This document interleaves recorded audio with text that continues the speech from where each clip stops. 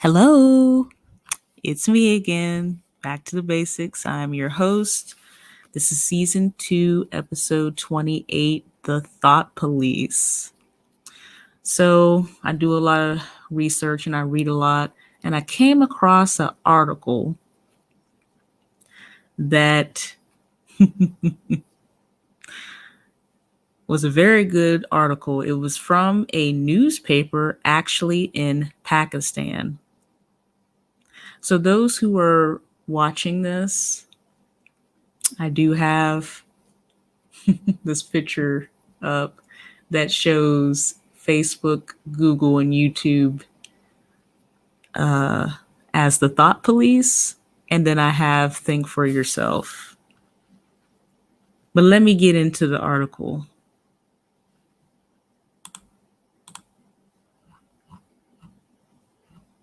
So let me take that down. There we go. Let me take down that banner.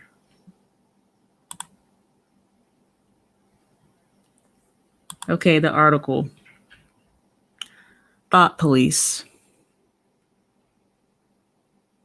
Written, or should I say published, July 28th, 2020 by Hassan Niazi.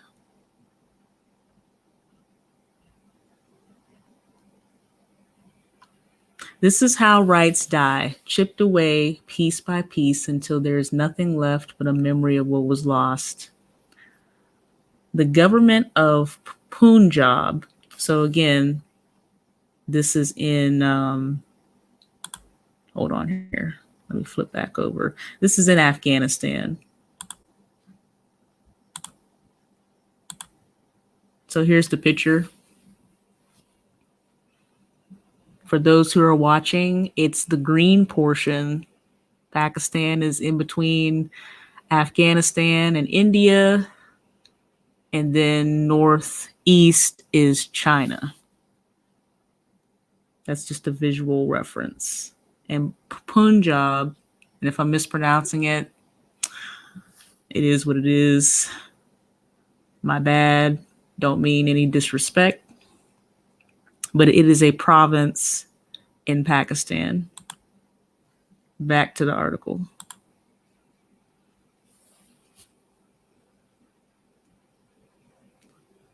Over the course of last week, the government of Punjab has made a two-pronged attack on freedom of expression. The first attack came with the Punjab Curriculum and Textbook Board, banning over 100 textbooks in Punjab for allegedly containing anti-state content. Here we go. The second came through the Punjab Act of 2020. I did bypass those few words because I didn't want to mispronounce. But what I put it in this little, in my quote box, keyword is allegedly. Back to the article. Both statutes allow books to be banned in Punjab. In the former's case, this is limited to textbooks, while the latter can ban any books being sold in the province. Legally, under the Constitution, speech and expression can be restricted in the interest of certain legitimate state interests given in the Constitution, security and defense of Pakistan, public order, as long as those restrictions are reasonable.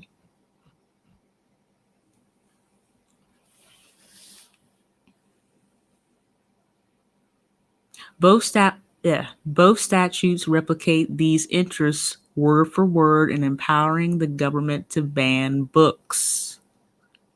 However, how these restrictions are practically implemented is what determines if they are in line with the Constitution or not. Here are my thoughts on the language, or the verbiage, should I say, that is used on this sentence. Me personally, I would have used the word enforced, not implemented, because again, this is dealing with, legislation. and laws.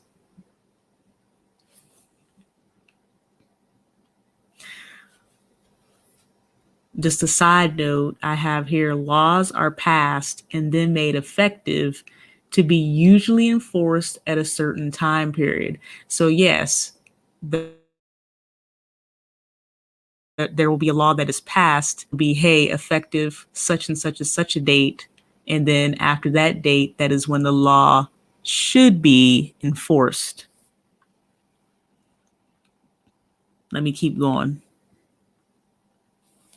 Therefore, merely stating that something is anti-state is not enough to fulfill the constitutional requirement for determining whether a restriction on speech is reasonable. In fact, this is a mixed question of fact and law that requires serious application of mind. For example, let's say the board wanted to ban a textbook for being against the security or defense of Pakistan. The only legitimate restriction on speech that comes close to anti-state category, here we go, Article 260 of the Constitution defines the defense of Pakistan as meaning a threat to the territorial integrity of Pakistan. Furthermore, the Supreme Court has held that there must be a clear and present danger to the country for this restriction to be considered reasonable under the circumstances. Notice the key word here, must be a clear and present danger to the country for this restriction to be considered reasonable under the circumstances. So, before the board can ban a textbook under this category, it would have to show that the textbook had the potential to be an immediate danger to the territorial integrity of Pakistan.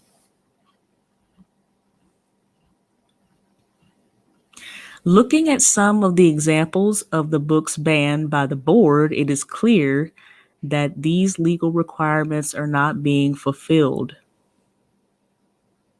One mathematics textbook was banned because it had a picture of a pig, while another book was banned because it contained a quote from Gandhi. This sort of arbitrary decision-making is unlawful under both the Constitution and the board's own act. And then I put here comes the thought police with censorship.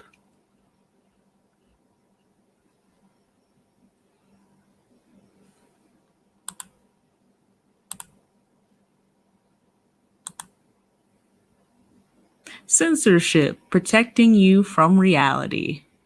I am going to go on a little rant. This year of 2020 has been a very interesting year. It really has. This is just my personal opinion. This has been a year of exposure, discovery, and misinformation. I would say that it is important that we exercise dissent. And what is dissent? There it is. So dissent, I looked this up in the classic thesaurus. The noun is the difference of, let me see. Here we go. A difference of opinion. And here we go. Dissent, the act of protesting. The verb form of dissent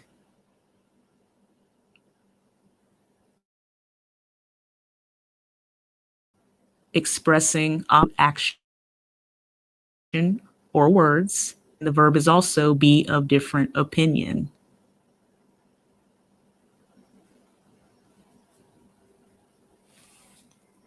Let me keep moving.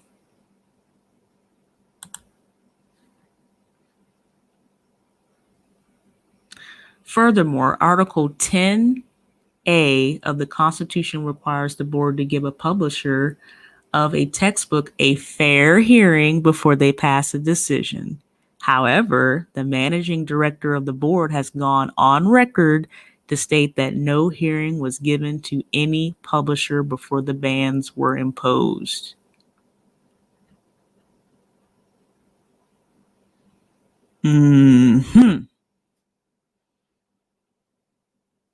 Our Constitution says many things, but how it is implemented in practice is often completely different.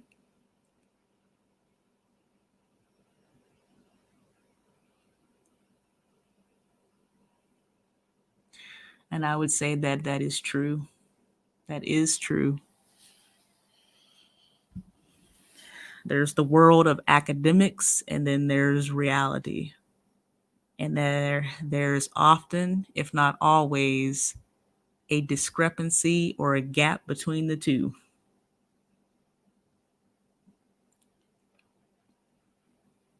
The Director General has absolute discretion to decide what books people should be reading in Punjab.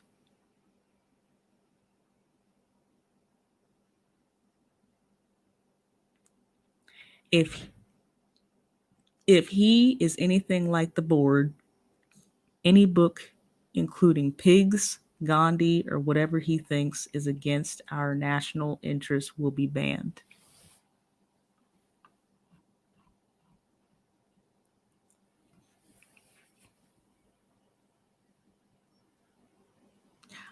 I will read this paragraph because this is one of the most important paragraphs of this article. Apart from the legal issues, the actions of the board provide an insight into our country's misplaced educational priorities.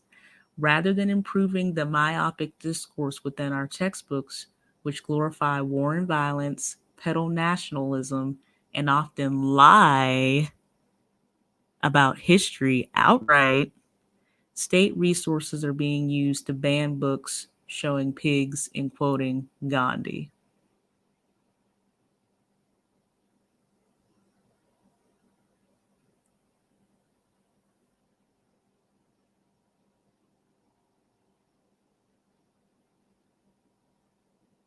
Now, think about the education system over here in the United States.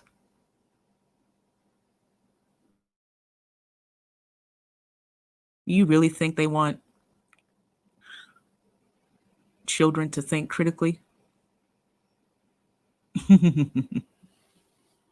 Back to the article. The government of Punjab isn't concerned about educating our children, but concerned with making sure critical thinking is suppressed.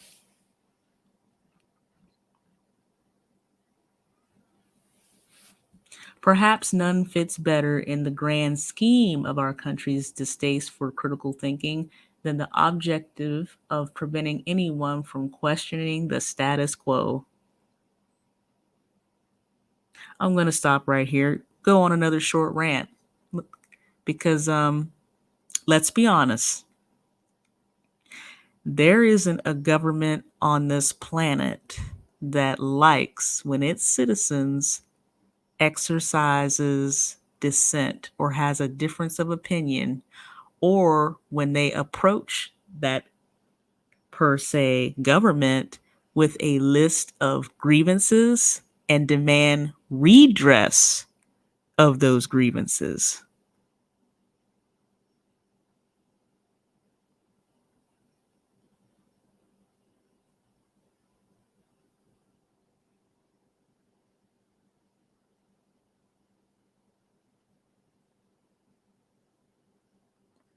I'm just pausing for effect. You really think that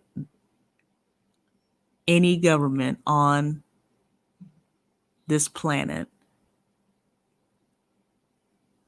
enjoys being told that, you guys suck. Y'all need to get your stuff together. They don't enjoy that. Back to the article. In a recent column, I wrote about how control over discourse is an essential condition of retaining power over people. Whoever controls the dominant narrative controls the people. This is why knowing our history is important. Oral history is important. Written history is important. History is not just dates, people, and information. What I find so interesting about history is that it does repeat itself.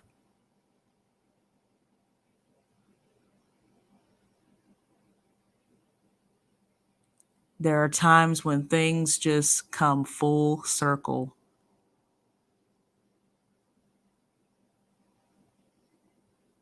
And if an individual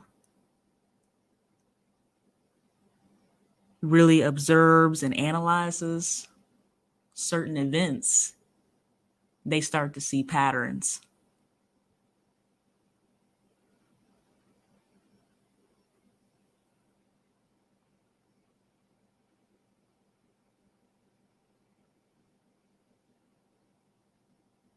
It's been said that time is circular. Things just come back around full circle. The more things change, the more they stay the same. Back to the article. In a recent column, okay, I just read that, but I can read it again.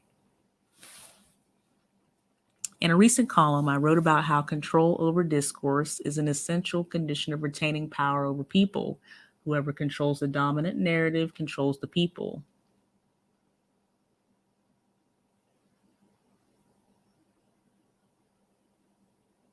Those in power hope to control what people believe to be true. This requires eliminating all thought that does not fit the dominant narrative.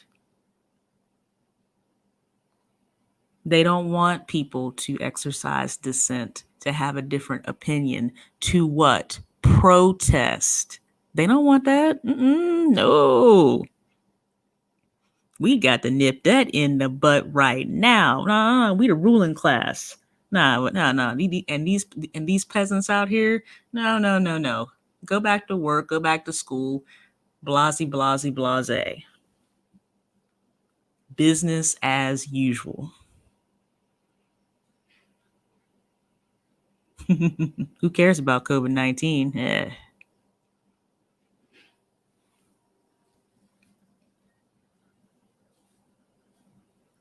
We know it's a problem, so we've seen your reaction, and well, the solution is, the vaccine. I know some of y'all caught what I just did. Problem, reaction, solution. Yeah. Mm-hmm. Critical thinking, a thought process that leads to questioning the status quo and hence those in power, must therefore be eliminated.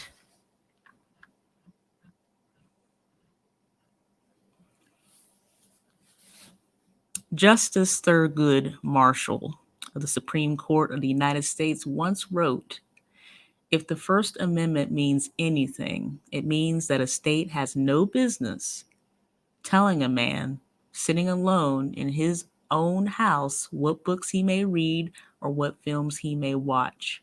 Our whole constitutional heritage rebels at the thought of giving government the power to control men's minds."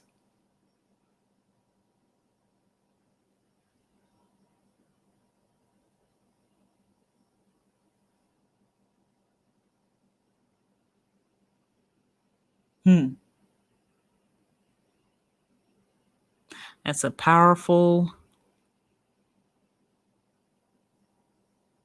written quote.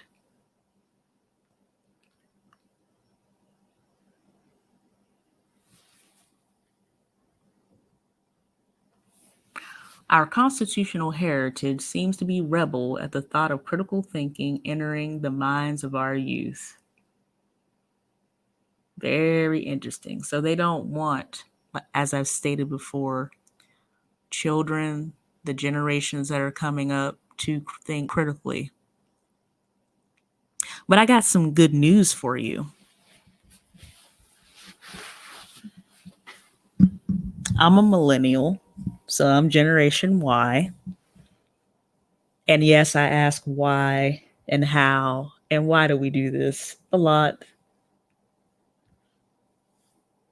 Whose idea was it for us to do this? Who does it benefit? Those are just some of the questions that I ask. Getting back to the good news is that the Generation Z and the generation after that, they're not stupid.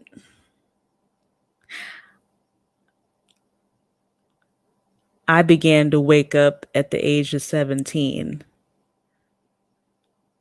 around about the time that we were entering Iraq, March of 2003.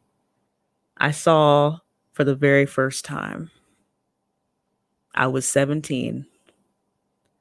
What I find interesting about the Generation Z and those that will, the next generation after that, is that they're not waking up at 17. They're waking up in elementary school. Children are very interesting. They're very special. They're a gift from the Most High. They see things that at times, us as adults, we miss it.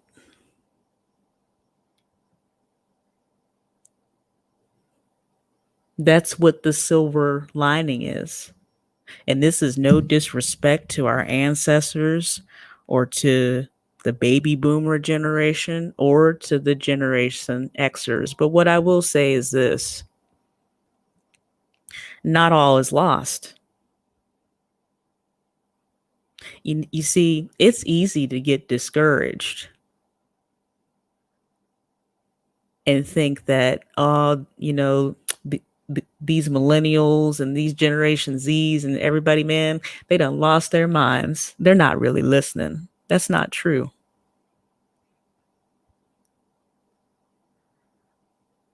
And I am going to get a little bit explicit. Not everyone is running out here chasing a bag. And when I mean that by, what am I talking about? I'm talking about having complete tunnel vision, chasing a bag. Not everybody is out here just acting, behaving like they don't have any home training. You know what I mean? Yes, I am a millennial. Yes, I was born in 1986, but I still identify with foundational Black America because I was raised around the older generation. Most of the people who, again, that I was raised by were 70 years and older, which is why I don't operate like a typical millennial would.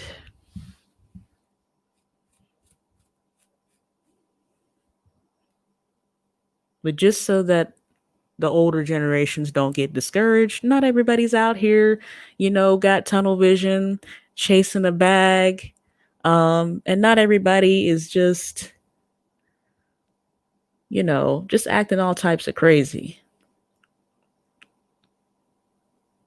There are some of us who are actually examining and observing what is going on that are thinking, wow, I really need to get myself together. This is serious. This is reality.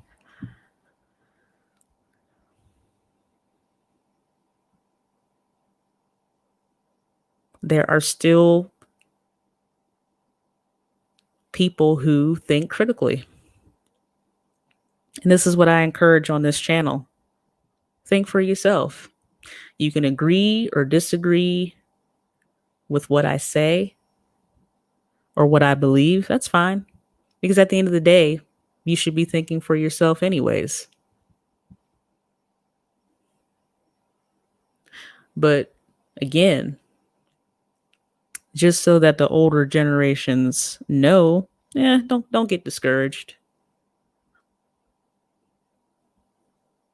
There is, not everybody is out there distracted and jumping on the bandwagon because they may or may not know who they are yet.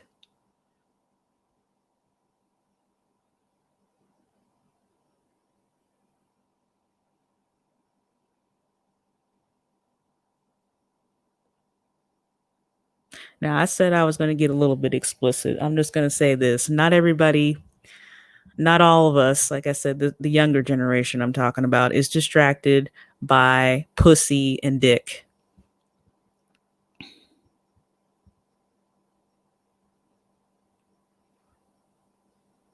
I know for some people, sex is very high on their priority list, but we got a lot of other things going on besides, oh, we need to reproduce or do whatever there is to do.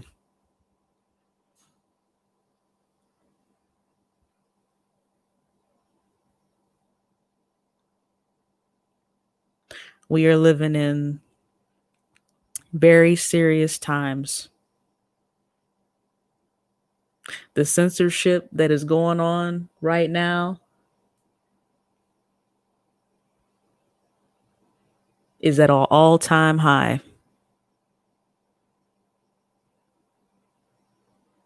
With that being said, this has been season 2, episode 28. I am your host. Back to the basics.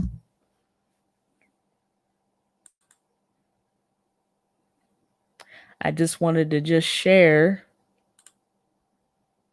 a little something about the Thought Police. It's not just social media. It's also in all types of literature and other forms.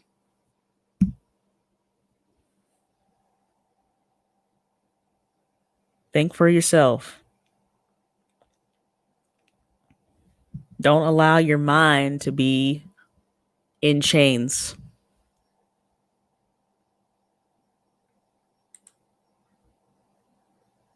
As our great ancestor Malcolm X said, learn to see, listen, and think for yourself.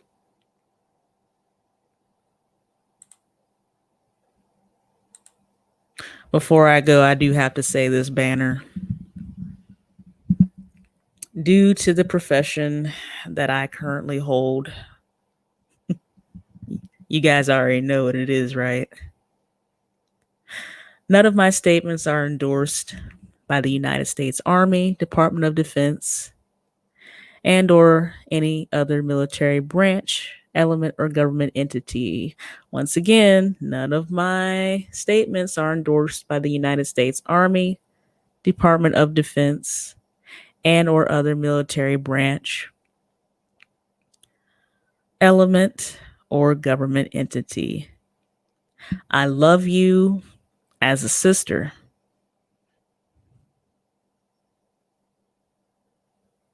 The times that we're living in are serious. I pray that the Most High be with you to lead, guide, and protect your footsteps. I'm gone.